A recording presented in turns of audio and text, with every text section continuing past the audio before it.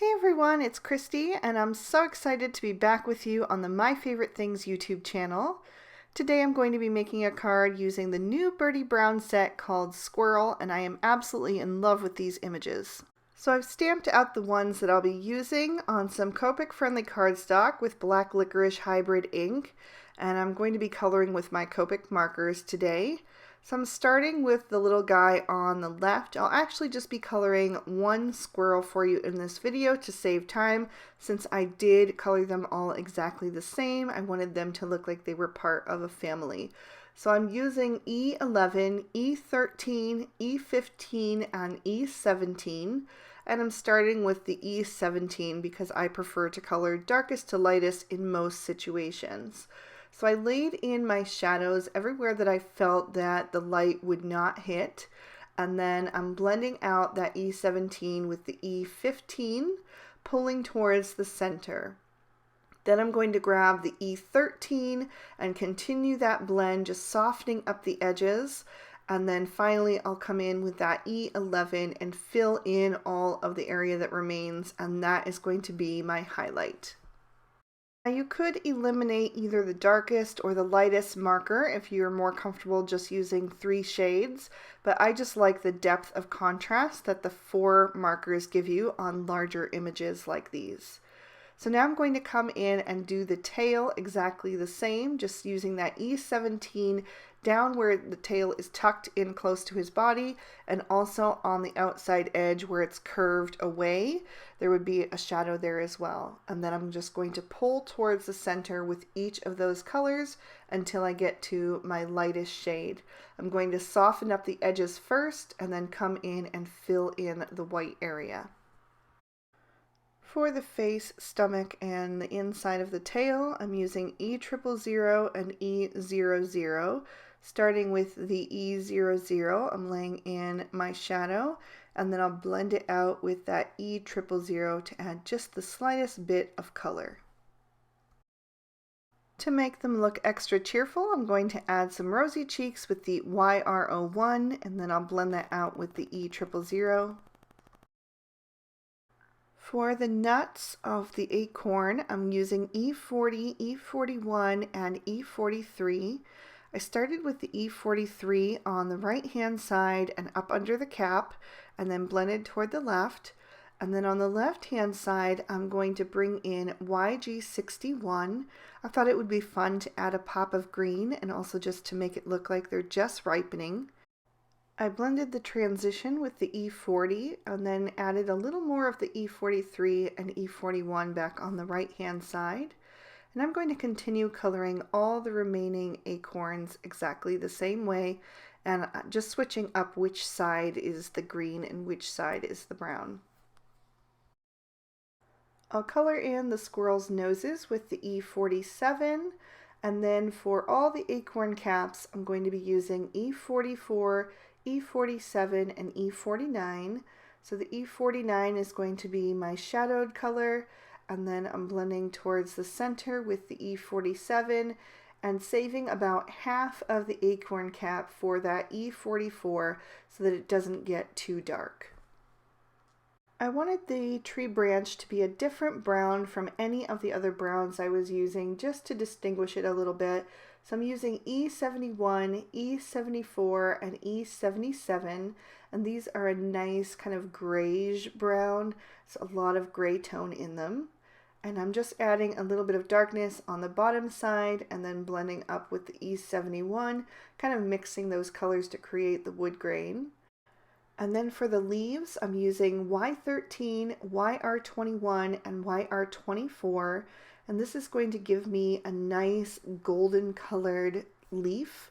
And it's going to be just brightened up by that Y13 on the tip. And once I finish those, I'll trim all of these out with the matching dies. For my background, I'm going to take some tumbled glass distress ink and sponge that onto the cloud stencil. The cloud stencil is definitely one of my most used tools in my craft room. I absolutely love it. It makes it so quick and easy to create sky backgrounds. So I'm just going to keep turning that to get some different clouds, and you can also flip it over to the other side to get another variation as well on each of those edges. Then I'll take an acrylic block and tap a little extra of that ink on there and water it down just a bit, and then I'm going to pick that up with a paintbrush and tap that against my finger to create a splatter effect all over my background, just to add a little extra interest. Then I'll set this panel aside to dry and work on the grass portion. And for this one, I'm just going to blend on some bundled sage onto the bottom half of this panel. And I am using Bristol Smooth Surface for my ink blending. That is my favorite cardstock for ink blending. Once I have that covered, I'm going to do the same thing by tapping that ink onto an acrylic block and just doing that splatter background, just so that they are both consistent from the clouds and the grass. And then I'll trim this panel down with the Tucked in Turf Vertical Die-namics. I also trimmed down the cloud panel with the A2 Stitch Rectangle Stacks Set 2 to give it that nice stitching detail. And then I trimmed off just the teensiest sliver from the Tucked in Turf Vertical Die-namics so that it would fit inside that stitching line. Since it didn't quite cover it up, I opted to have it just fit right inside that detail. And then I'm popping that up with some foam tape and just making sure not to cover up any of the little cut-ins for the grass. Now I can begin to adhere my images, starting with the tree branch in the top left. I added that with some foam tape, and then I'm taking the squirrel that's going to sit up there and adding him with some liquid glue. That's going to set him back just a little bit and give me some more depth in my scene. Then I'm going to fluff up those grass cutouts just a bit to make it easier to slide my images behind them. And I'll take the other two remaining squirrels. I'm going to add some foam tape to the top parts of their bodies that are overlapping the grass border onto the cloud border. And then I'll just use liquid glue for the parts that are flush with the grass border. So I'm going to tuck each of those into one of those grassy cutouts. And it helps that I did not adhere this panel to the card front yet, because I can bend that cardstock back a little bit to help me wiggle them into place. For my sentiment, I'm taking a piece of that leftover cardstock from the grassy border, and I'm stamping out my sentiment with some Extreme Black Hybrid ink. So it'll have a little bit of that green dot detail in the background and just tie into the rest of the scene. Then I'm also going to pop in my card base that I can stamp on the inside, and I'm using the sentiment that says, "I love that we can be nutty together," and then these two adorable little squirrels. I trimmed down my sentiment with one of the Essential Slanted Sentiment Strips Die-namics, and I'm just going to add a little bit of liquid glue to the back of that and then pop it down in the bottom right corner. Then I'll take the other two acorns that I colored and die cut. I'm going to tuck one into the grass cutout next to the sentiment, and the other one I'm going to tuck underneath the tree branch. Just have that hanging there.